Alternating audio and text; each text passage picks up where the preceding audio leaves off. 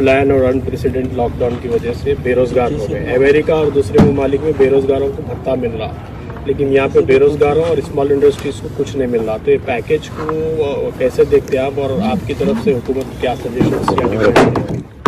देखिए साहब, हुकूमत का ये पैकेज मुझे तो कुछ समझ में नहीं आया है। सिर्फ कागज पर है और जबानी जमा खर्च नजर आता है, अमली तौर से इस पे कुछ भी दिखाई नहीं दे रहा है। और हुकूमत ये बोल रही है कि कर्ज लियो सब। मैं कर्ज लेने के बजाय आप क्या देते हैं वो बताइए। नहीं बोल रहे हैं कि कर्ज लो। अगर मैं तो ये कहूंगा कि अगर मेरे से पूछे तो मैं तो उतना काबिल नहीं हूं, कोई इकोनॉमिस्ट नहीं हूं, लेकिन मैं ये कहूंगा कि जितनी छोटी स्मॉल स्केल इंडस्ट्रीज हैं या मीडियम के इंडस्ट्रीज हैं, अगर हुकूमत अगर कुछ मदद कर सकती है तो कम से कम 5 महीने के वास्ते जो इनका पावर बिल है वो माफ कर दीजिए। अगर इनके ऊपर लोन्स है तो इनके ईएमआई को हॉलिडे दे दीजिए आप। अगर इनको वाटर सप्लाई है तो वाटर सप्लाई 5 महीने तक फ्री कर दीजिए। और इनको टैक्स बेनिफिट्स दीजिए कि आप ये 5 महीने में जो भी कारोबार करेंगे इस पर जो टैक्स का जो स्लैब्स है उसको आप कम कर दीजिए। ऐसी कई चीजें अगर करेंगे तो जिसके जरिए कॉन्फिडेंस बूस्ट होगा। तो ये तो ऐलान सिर्फ कागज पे है और नाकामी है। और जिस तरीके से माइग्रेशन हो रहा है, जो लोग जा रहे हैं, कोई पैदल जा रहा है, कोई रिक्शे में जा रहा है, कोई साइकिल पे जा रहा है, कोई लारी में जा रहा है, भूख प्यास तड़पते हुए लोग भाग रहे हैं, तो ये हुकूमत की नाकामी की सबसे बड़ी निशानी है। तो इनके लिए भी हुकूमत ने कुछ भी कोई ऐलान नहीं किया।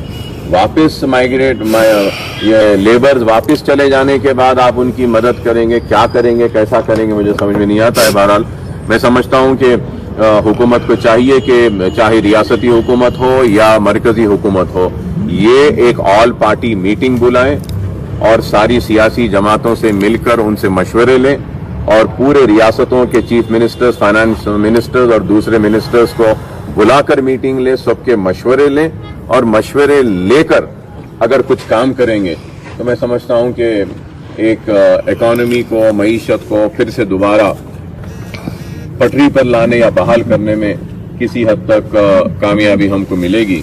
लेकिन ये मसला सिर्फ हमारे मुल्क का नहीं है, सारी दुनिया का यह हाल है। लेकिन दूसरे ममालिक में जो इक़दामात लिए जा रहे हैं, उठाए जा रहे हैं, अफसोस के साथ कहना पड़ रहा है कि हमारे पास वैसे कोई इक़दामात नहीं उठाए जा रहे हैं। सब मेरा और एक सवाल है, ये लॉकडाउन में रियायतें दिए, ये भी कहा जा रहा है कि 15 दिन के बाद मुकम्मल बिजनेस एक्टिविटीज़ को रिज्यूम करेंगे ये लोग। तो ये टेस्टिंग को प्राइवेटाइजेशन नहीं कर रहे, सिर्फ गवर्नमेंट हॉस्पिटल में टेस्टिंग है। जब खोल ही दिया जा रहा है तो क्या कॉरपोरेट्स और दीगर जो तिब्बी इदारे हैं उनको जो है इजाज़त नहीं दी जानी चाहिए कि टेस्टिंग हो और एक टेस्टिंग बड़े पैमाने पे हो? नहीं, ये टेस्टिंग की इजाज़त देनी चाहिए। और आपने जो सवालात जो उठाए हैं, मैं समझता हूं कि शायद ऐसे ही सवालात हाई कोर्ट के जज ने भी उठाए और हुकूमत से जवाब भी तलब किया है। तो देखते हैं कि हुकूमत क्या जवाब दाखिल करती है कोर्ट में इन सवालात पर। मगर मैं समझूंगा कि ये ज़रूरी है कि जितना ज़्यादा हो सकता है हम टेस्ट करें। और ये भी एक चीज़ हकीकत है जिसको समझना चाहिए कि सारे लोगों का टेस्ट नहीं कर सकते। अगर हम सारे हिंदुस्तान के टेस्ट अगर करना चाहेंगे तो कई बरस लग जाएंगे टेस्ट करने में। तो जितना टेस्ट हो रहे हैं वो बहुत कम है, लेकिन जो मुतालबा है कि सारे लोगों का है वो भी सही नहीं है। एक बीच का रास्ता देखकर जितने भी ज्यादा टेस्ट होते हैं करना चाहिए। और मैं ये समझता हूं कि जितने हॉस्पिटल्स हैं जो इन पेशेंट्स जाएंगे हॉस्पिटल में, जो सर्जरीज को जाएंगे, जो पेशेंट्स को एडमिट करेंगे, मैं समझता हूं कि उनको भी टेस्ट करना प्राइवेट हॉस्पिटल को लाजिम बनाए, ताकि अगर ये लाजिम बना देगी हुकूमत कि जो भी पेशेंट इन पेशेंट आ रहा है, जो भी पेशेंट सर्जरी के लिए जा रहा है, जो भी पेशेंट डिलीवरी के लिए जा रहा है, जो भी पेशेंट क्रिटिकल केयर में जा रहा है, अगर हम उसका कोविड टेस्ट करते हैं तो अगर वो पॉजिटिव आता है तो उनके लिए अलग वार्ड रखनी चाहिए, गांधी हॉस्पिटल को भेजना चाहिए। और जो नेगेटिव आते हैं उनको हॉस्पिटल में एडमिट करके नेगेटिव आने के बाद ही सर्जरी की जानी चाहिए, नेगेटिव आने के बाद ही सीसीयू में लेना चाहिए या उनको डिलीवरी। क्योंकि हमको हमारे डॉक्टर्स को भी बचाना है।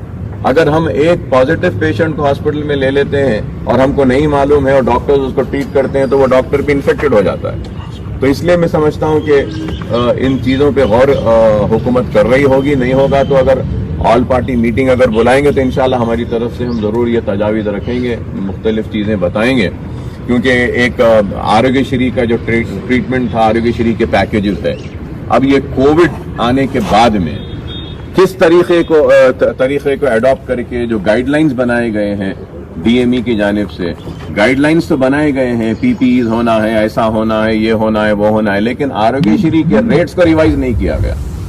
वही रेट्स रखेंगे और ये करो बोलेंगे तो फिर हॉस्पिटल्स आरोग्यश्री के पेशेंट्स को नहीं लेंगे। तो आरोग्यश्री के पेशेंट्स को भी कोविड-19 के बाद में कोविड प्रोफाइल टेस्ट एक इंक्लूड कर उसके लिए भी कुछ एक अमाउंट देना चाहिए और उसके लिए भी गाइडलाइंस बनाकर कुछ इन्हांसमेंट करना चाहिए, बढ़ाना चाहिए। मैं हुकूमत से इस मीडिया के जरिए मुतालबा करूंगा, हेल्थ मिनिस्टर साहब से भी, कि आप फौरन मीटिंग बुलाइए।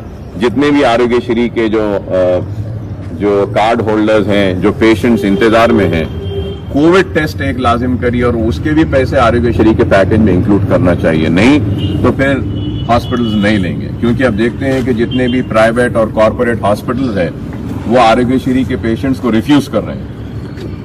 अब तो और मौका मिल जाएगा उनको कि कोविड प्रोफाइल करना है, कोविड का टेस्ट करना है, ये सब करना है, आरोग्यश्री में ये कवर्ड नहीं, हम नहीं लेते, बोल के वापस भेजें। तो मैं हुकूमत से ये कहूंगा कि जो भी हॉस्पिटल अगर किसी आरोग्यश्री पेशेंट, गरीब पेशेंट को रिफ्यूज करता है तो उसके खिलाफ कार्रवाई करना चाहिए, एक।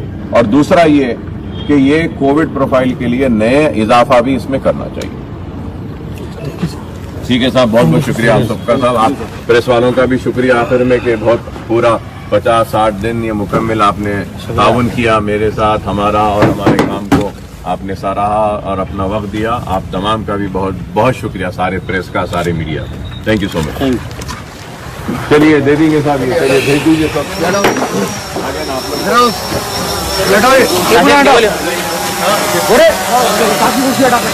दूर ठहर जाइए, पूरा इधर से इधर तक ये हटा दो। गोरे भाई लाइट चलने लगा जल्दी उठाओ। थोड़ा ये बता देगा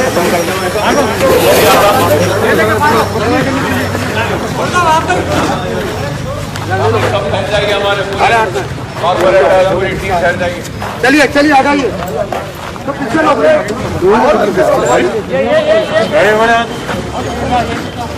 बिठा लो।